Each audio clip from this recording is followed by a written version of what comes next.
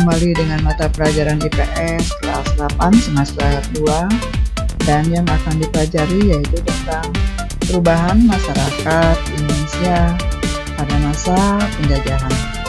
Semoga kita selalu diberikan kesehatan dan semangat.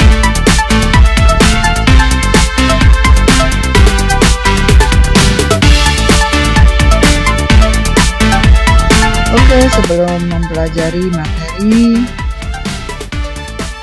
silakan jawab di kolom komentar. Seberapa cintakah kita mencintai tanah air Indonesia? Kemudian selanjutnya silakan jawab di kolom komentar, yaitu pertanyaan, dengan cara apa sajakah kita menunjukkan rasa nasionalisme terhadap bangsa kita sendiri? Dan terima kasih juga untuk yang sudah like, juga subscribe.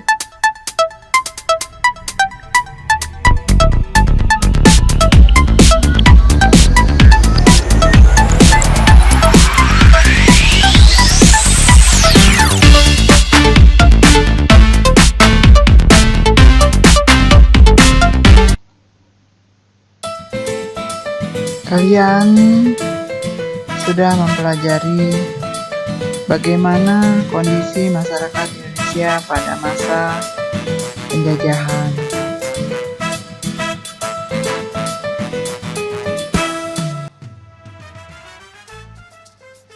Pada perjalanan sejarah sejak masa kolonialisme VOC, pemerintah Hindia Belanda, pemerintah Inggris, dan pada masa pendudukan Jepang, tentu kalian menemukan berbagai perubahan pada masyarakat Indonesia.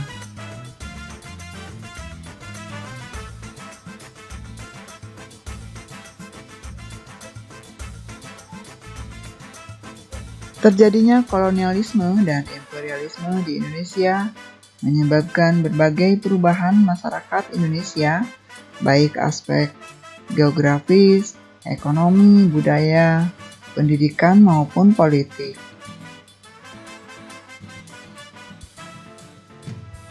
Perubahan apa saja yang terjadi pada masyarakat Indonesia pada masa kolonial?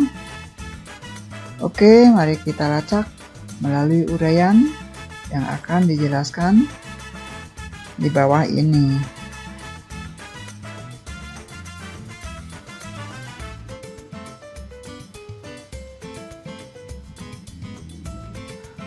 Pertama, perubahan pada masa kolonial Barat, yaitu tentang perluasan penggunaan lahan.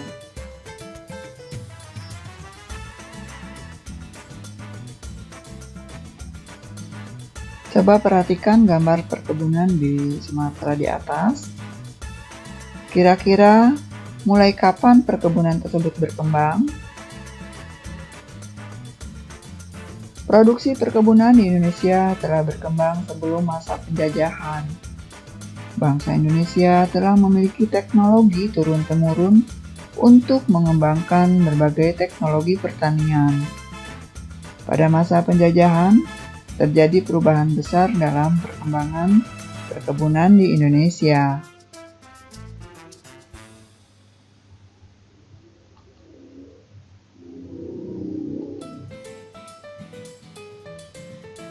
Penambahan jumlah lahan untuk tanaman ekspor dilakukan di berbagai wilayah di Indonesia. Bukan hanya pemerintah kolonial yang mengembangkan perkebunan di Indonesia, tetapi juga perusahaan-perusahaan swasta.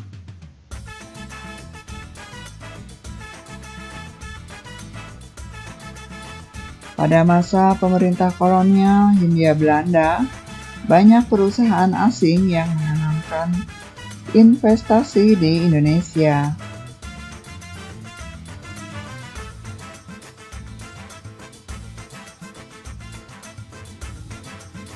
Berhektar-hektar hutan dibuka untuk perkebunan atau untuk pembukaan lahan perkebunan.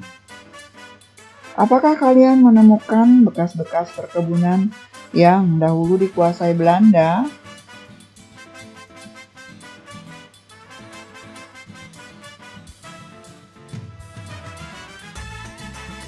Coba perhatikan gambar saluran irigasi Bendung Komering 10 di Desa Gemawang, Belitang, Madang Raya, Kabupaten Oku Timur, Sumatera Selatan.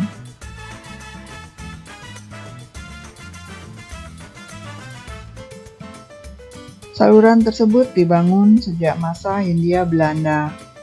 Daerah Oku Timur yang awalnya hutan belantara berubah menjadi lahan pertanian dan perkebunan yang sangat subur hingga sekarang. Sepanjang aliran irigasi tersebut menjadi lumbung padi Sumatera Selatan hingga kini.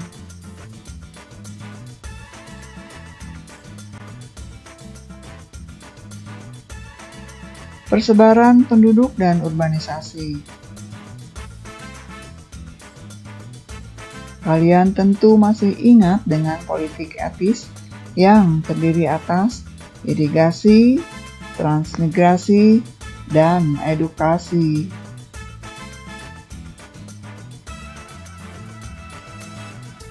Sejarah transmigrasi Indonesia terutama terjadi pada akhir abad ke-19. Tujuan utama transmigrasi pada masa tersebut adalah untuk menyebarkan tenaga kerja murah di berbagai perkebunan di Sumatera dan Kalimantan.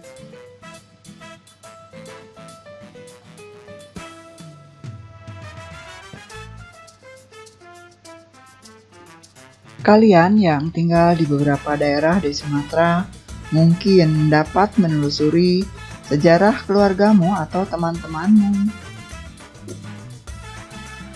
Mungkin sebagian dari mereka memiliki garis keturunan dari Pulau Jawa. Pembukaan perkebunan pada masa kolonial Barat di Indonesia telah berhasil mendorong persebaran penduduk Indonesia.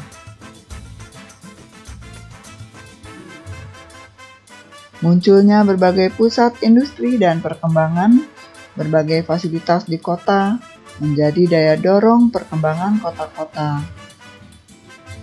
Urbanisasi terjadi hampir di berbagai daerah di Indonesia. Daerah yang awalnya hutan belantara menjadi ramai dan gemerlap karena ditemukannya area pertambangan.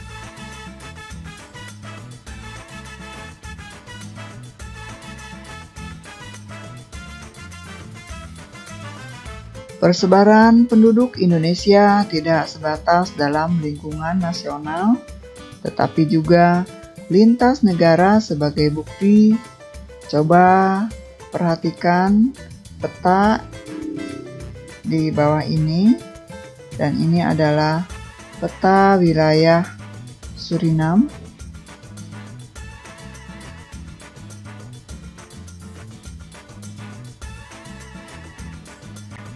Gambar yang tadi di atas adalah wilayah Suriname di wilayah benua Amerika, yaitu di wilayah Amerika Latin, yang di dalamnya banyak terdapat warga keturunan yang berasal dari Pulau Jawa atau suku Jawa. Coba tahukah kalian bahwa di Suriname terdapat banyak penduduk yang dapat berbahasa Jawa? Mereka adalah keturunan Jawa yang hidup turun-temurun di Suriname sejak masa penjajahan Belanda.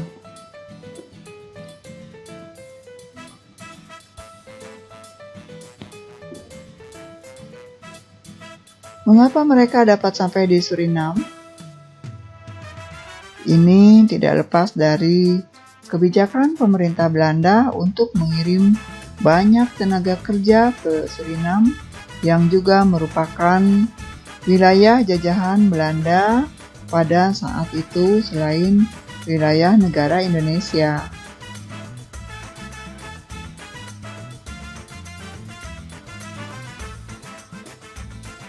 Coba cari data dari majalah atau berita lain yang menceritakan kehidupan masyarakat keturunan Jawa yang ada di daerah Suriname.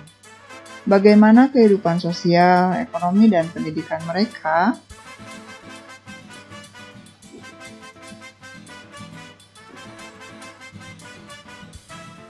Pengenalan tanaman baru. Pengaruh pemerintah kolonial barat di satu sisi memiliki pengaruh positif dalam mengenalkan berbagai tanaman dan teknologi dalam pertanian dan perkebunan. Berapa tanaman andalan ekspor dikenakan dan dikembangkan di Indonesia. Pengenalan tanaman baru sangat bermanfaat dalam pengembangan pertanian dan perkembangan di Indonesia.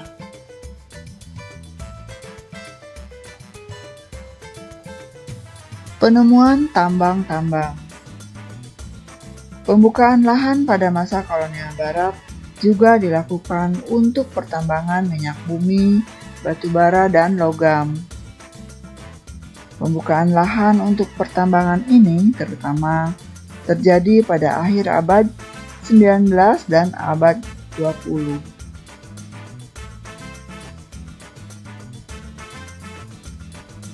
Transportasi dan komunikasi. Pada zaman penjajahan Belanda, banyak dibangun jalan raya, rel kereta api, dan jaringan telepon. Pembangunan berbagai sarana transportasi dan komunikasi tersebut mendorong mobilitas barang dan jasa yang sangat cepat.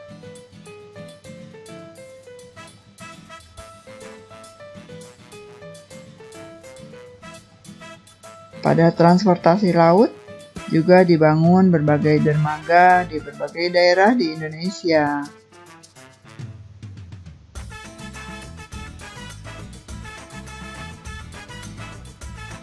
Kalian tentu masih ingat bagaimana proses pembangunan jalan Anyer Panarukan yang dibangun pada masa pemerintah Daendels.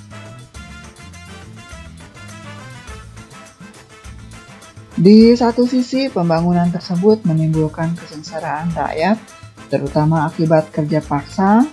Namun, di sisi lain, pembangunan jalur tersebut telah mempermudah jalur transportasi dan komunikasi masyarakat Indonesia, khususnya di Pulau Jawa.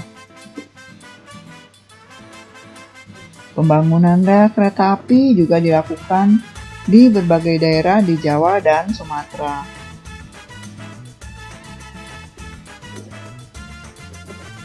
Perkembangan kegiatan ekonomi. Perubahan masyarakat dalam kegiatan ekonomi pada masa kolonial terjadi baik dalam kegiatan produksi, konsumsi, dan distribusi.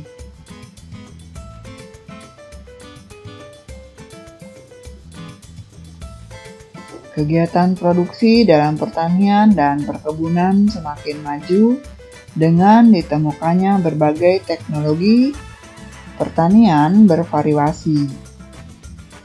Rakyat mulai mengenal tanaman yang tidak hanya untuk dipanen musim.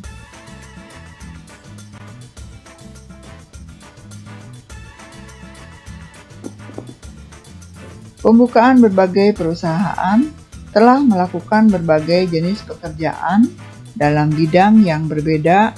Sebagai contoh, munculnya kuli-kuli perkebunan, mandor, dan administrasi di berbagai perusahaan pemerintah ataupun swasta.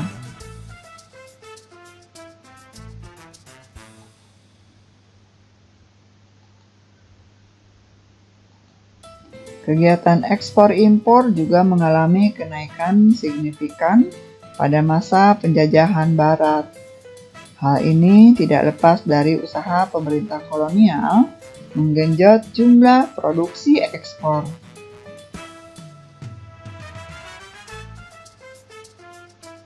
Selanjutnya mengenal uang. Pada masa sebelum kedatangan bangsa-bangsa Barat ke masyarakat biasanya bekerja secara bergotong royong. Contohnya dalam mengerjakan sawah, setiap kelompok penduduk akan mengerjakan secara bersama-sama dari salah satu sawah ke sawah yang lainnya.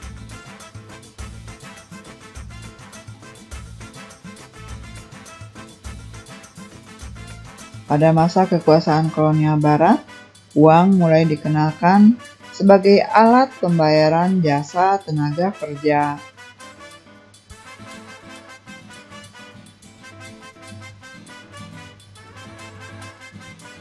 Keberadaan uang sebagai barang baru dalam kehidupan masyarakat menjadi daya tarik tersendiri.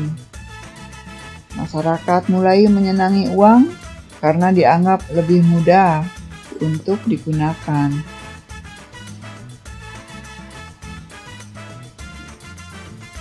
Perubahan dalam pendidikan. Coba perhatikan gambar sistem pendidikan pesantren di atas.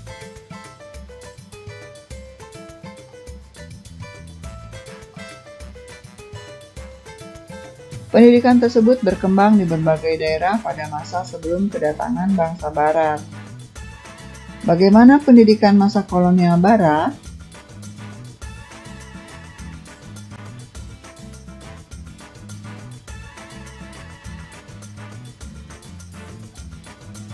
Terdapat dua pendidikan yang dikembangkan pada masa pemerintahan kolonial Barat.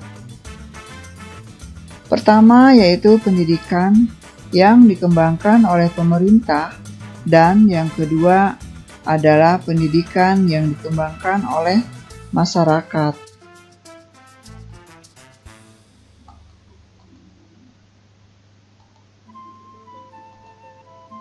Pusat-pusat kekuasaan Belanda di Indonesia di berbagai kota di Indonesia menjadi pusat pertumbuhan berbagai sekolah di Indonesia.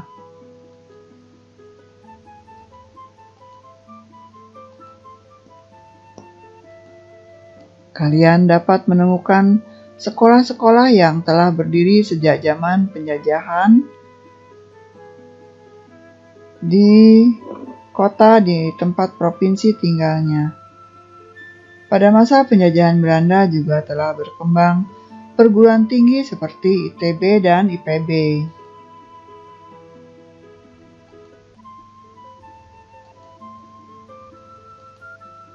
Pada masa pemerintahan kolonial Barat, terjadi diskriminasi pendidikan di Indonesia. Sekolah dibedakan menjadi dua golongan, yaitu sekolah untuk bangsa Eropa dan sekolah untuk penduduk pribumi. Hal ini mendorong lahirnya berbagai gerakan pendidikan di Indonesia. Taman Siswa yang berdiri di Yogyakarta merupakan salah satu pelopor gerakan pendidikan modern di Indonesia.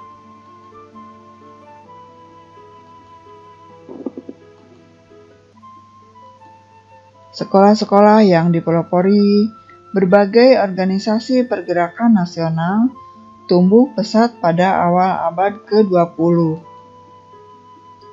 Pengaruh pendidikan modern berdampak pada perluasan lapangan kerja pada masyarakat Indonesia.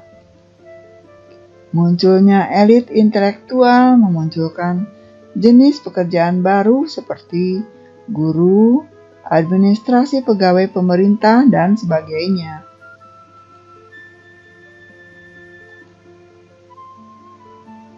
Selanjutnya, perbedaan dalam politik.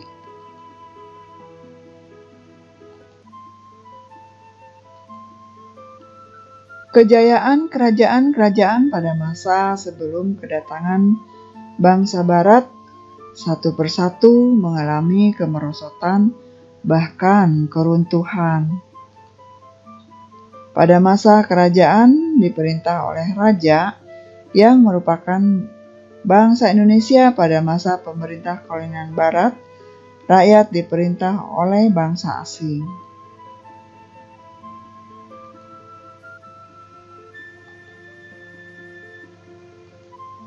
Kekuasaan bangsa Indonesia untuk mengatur bangsanya semakin hilang, digantikan dengan kekuasaan bangsa Barat. Perubahan inilah yang paling penting untuk diperjuangkan. Tanpa kemerdekaan, bangsa Indonesia sulit mengatur dirinya sendiri.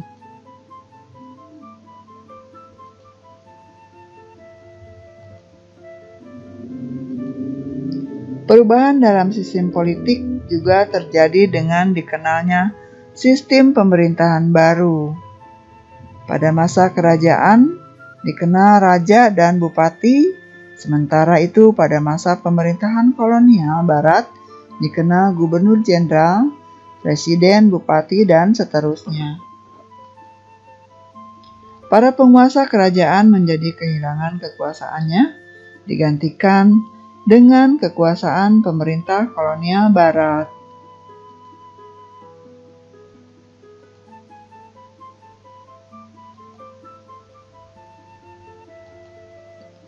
Terbentuknya pemerintahan Hindia Belanda di satu sisi menguntungkan bangsa Indonesia. Pemerintah Hindia Belanda yang terpusat menyebabkan hubungan yang erat antara rakyat Indonesia dari berbagai daerah, sehingga muncul perasaan senasib dan sepenanggungan dalam bingkai Hindia Belanda.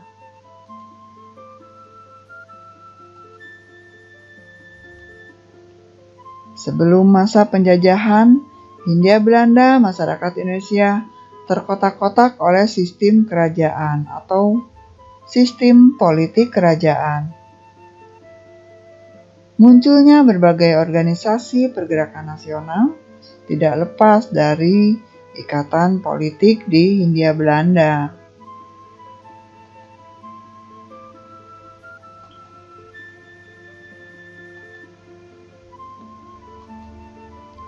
Terdapat puluhan kerajaan di berbagai daerah di Indonesia pada masa pemerintahan Hindia Belanda. Di berbagai daerah tersebut disatukan dalam satu identitas, yaitu Hindia Belanda.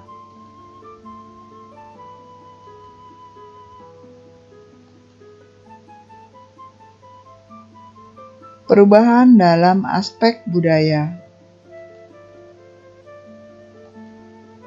Coba perhatikan benteng Vredenburg di Yogyakarta di atas. Peninggalan tersebut merupakan salah satu bukti pengaruh dari kolonialisme dalam bidang budaya.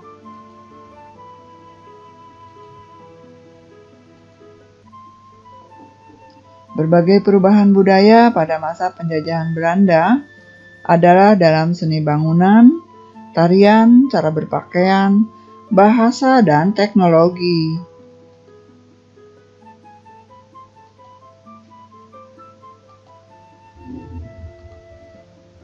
Seni bangunan dengan gaya Eropa dapat kalian temukan di berbagai kota di Indonesia. Coba kalian amati berbagai peninggalan pada masa kolonial Belanda yang terdapat di lingkungan tempat tinggalmu atau di wilayah tempat tinggal kalian. Bagaimanakah perbedaan bangunan-bangunan tersebut dengan bangunan asli masyarakat Indonesia sebelumnya? Ini perbandingannya. Ini adalah bangunan asli Indonesia dan ini adalah bangunan pada masa pemerintah Hindia Belanda.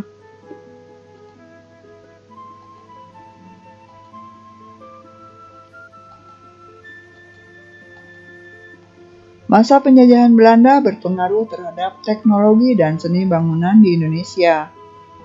Teknologi bangunan modern dikenalkan bangsa Barat di berbagai wilayah di Indonesia.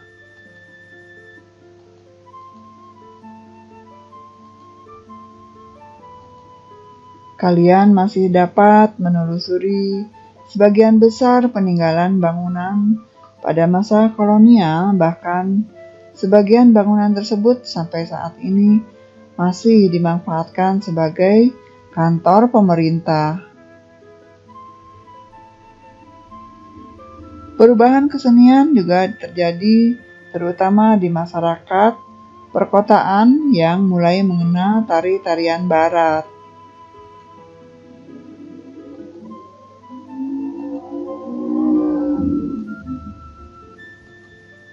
kebiasaan dan minum-minuman yang dikenakan para pejabat Belanda berpengaruh pada perilaku sebagian masyarakat Indonesia. Kalian juga masih dapat mengenal bahasa-bahasa Belanda yang berpengaruh dalam kosakata bahasa Indonesia.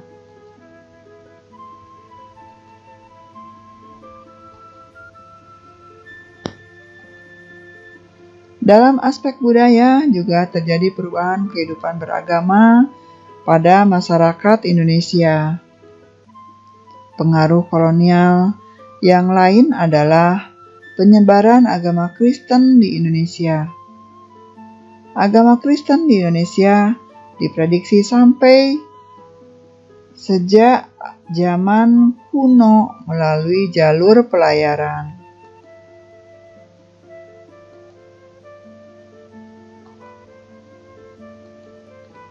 Menurut Cosmas, dalam bukunya Topografika Christiana pada abad ke-6, sudah ada komunitas Kristen di India Selatan, di Pantai Malabar, dan di Sri Lanka. Dari Malabar, kemudian agama Kristen menyebar ke berbagai daerah.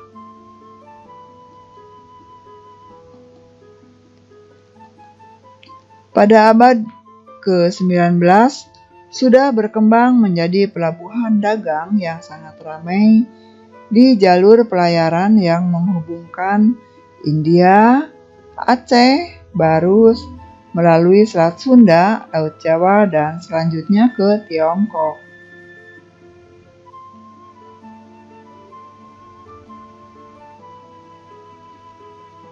Jalur inilah disebut-sebut sebagai jalur penyebaran agama Kristen dari India ke Nusantara.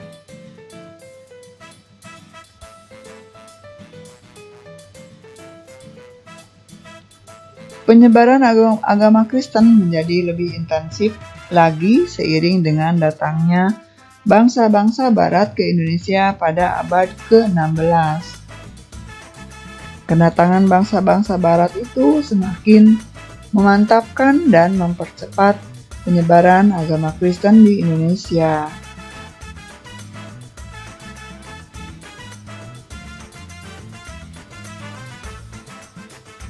Orang-orang Portugis menyebarkan agama Kristen Katolik, orang-orang Belanda membawa agama Kristen Protestan.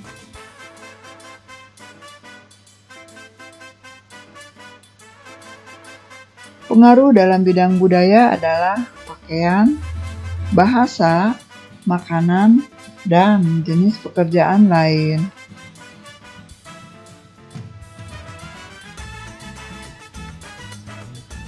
Pengaruh dalam lingkungan keraton, tetapi juga masyarakat luar, kalian dapat menemukan berbagai kosakata pengaruh Belanda seperti knalpot, kabinet, kanker, dan sebagainya.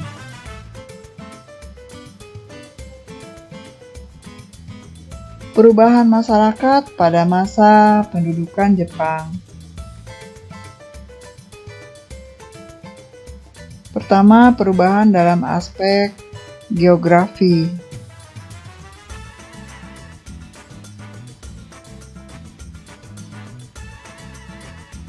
Adanya eksploitasi kekayaan alam menjadi ciri penting pada masa pendudukan Jepang. Misi untuk memenangkan Perang Dunia Kedua mendorong Jepang menjadi Indonesia sebagai salah satu basisnya menghadapi tentara sekutu.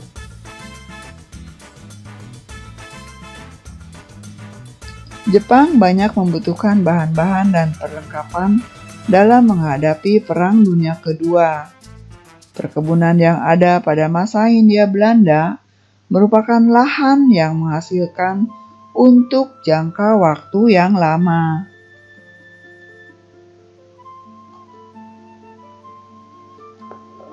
Jepang menggerakkan tanaman rakyat yang mendukung Jepang di dalam Perang Dunia Kedua.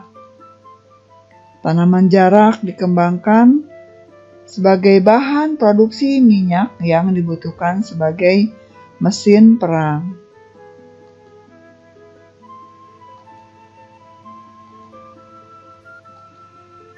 Kesengsaraan pada masa pendudukan Jepang menyebabkan besarnya angka kematian pada masa pendudukan Jepang. Kreasi terjadi terutama untuk mendukung Jepang menghadapi sekutu banyak rakyat Indonesia yang ikut dalam Romusa atau membantu pasukan Jepang di beberapa negara Asia Tenggara untuk membantu perang Jepang.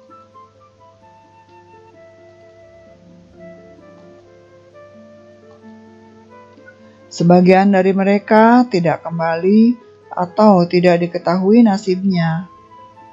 Menurut catatan sejarah, jumlah tenaga kerja yang dikirim ke luar Jawa, bahkan ke luar negeri seperti ke Burma, Malaysia, Vietnam, dan Muang Thai, Thailand, mencapai sekitar 300.000 orang.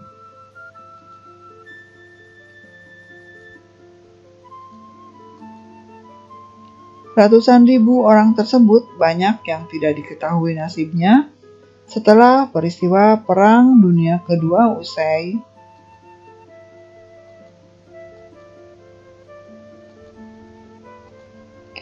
Perubahan dalam aspek ekonomi. Sistem ekonomi perang Jepang membawa kemunduran dalam bidang perekonomian di Indonesia.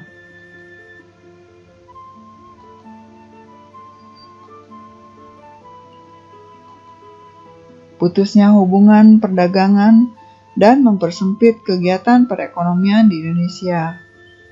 Perkebunan tanaman ekspor diganti menjadi lahan pertanian untuk kehidupan sehari-hari atau untuk kebutuhan sehari-hari.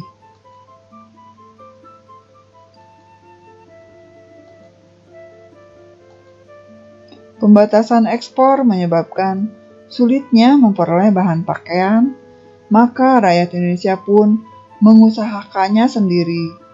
Pakaian yang terbuat dari benang goni menjadi tren pada masa pendudukan Jepang.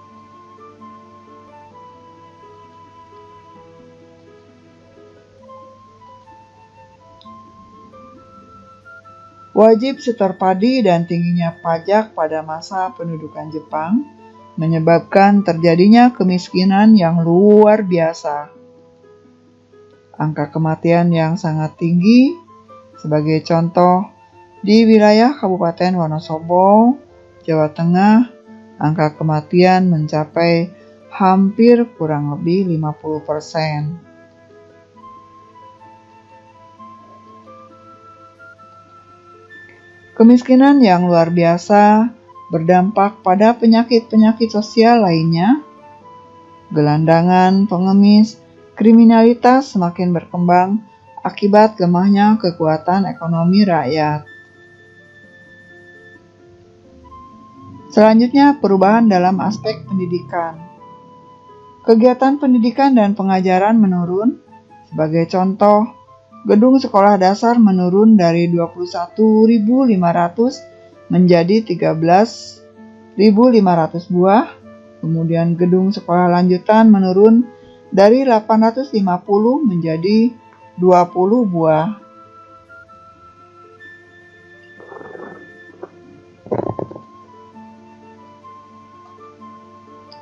Kegiatan pada perguruan tinggi macet. Sementara itu, pengenalan budaya Jepang dilakukan di berbagai daerah sekolah di Indonesia. Bahasa Jepang, bahasa utama di sekolah-sekolah. Tradisi budaya Jepang dikenalkan di sekolah-sekolah mulai dari tingkat rendah dan para siswa harus digembleng agar bersemangat Jepang atau Nippo Seishin.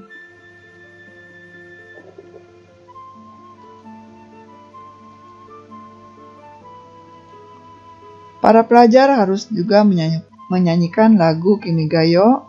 Lagu Kimigayo ini merupakan lagu kebangsaan bagi bangsa Jepang. lagu-lagu lain, dan menghormati bendera Hinomaru, serta melakukan gerakan badan Taiso dan Seikerei.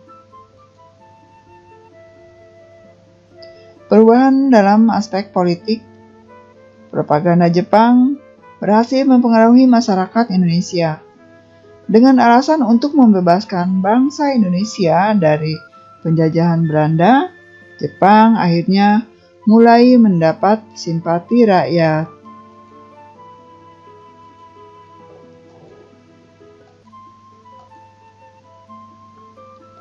Dengan kebijakan yang kaku dan keras, secara politik, organisasi pergerakan yang pernah ada sulit mengembangkan aktivitasnya.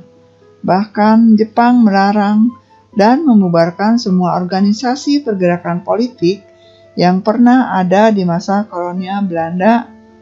Hanya MIAI atau Majelis Islam ala Indonesia kemudian diperbolehkan hidup karena organisasi ini dikenal sangat anti budaya Barat atau Belanda.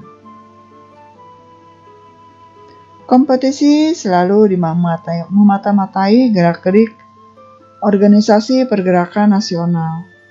Akibatnya, muncul perjuangan melalui pergerakan di bawah tanah. Jepang berusaha mendapatkan simpati dan dukungan rakyat dan tokoh-tokoh Indonesia atas kekuasaannya di Indonesia.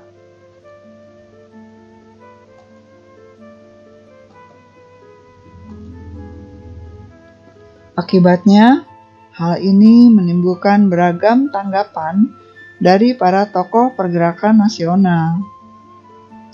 Kelompok pertama adalah kelompok yang masih mau bekerja sama dengan Jepang, tetapi tetap menggelorakan pergerakan nasional.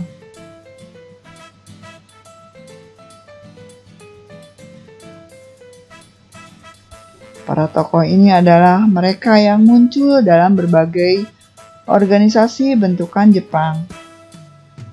Adapun kelompok kedua adalah mereka yang tidak mau bekerja sama dengan pemerintah Jepang dan melakukan gerakan bawah tanah.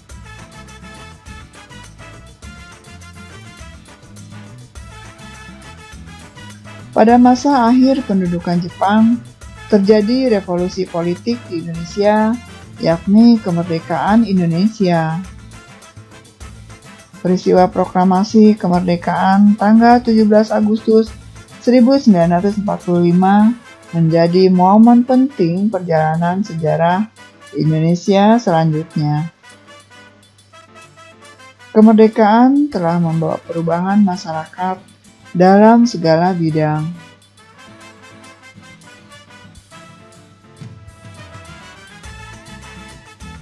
Perubahan dalam aspek budaya. Jepang berusaha menjepangkan Indonesia. Ajaran Shintoisme diajarkan pada masyarakat Indonesia. Kebiasaan menghormat matahari dan menyanyikan lagu Kimigayo merupakan salah satu pengaruh pada masa pendudukan Jepang. Pengaruh budaya India menimbulkan perlawanan di berbagai daerah. Kalian dapat mengamati terjadinya perlawanan masyarakat pada masa pendudukan Jepang. Salah satu penyebab perlawanan adalah penolakan terhadap kebiasaan menghormat matahari. Perkembangan bahasa Indonesia pada masa pendudukan Jepang mengalami kemajuan. Pada tanggal 20 Oktober 1943, atas desakan dari beberapa tokoh Indonesia, didirikanlah Komisi Penyempurnaan Bahasa Indonesia.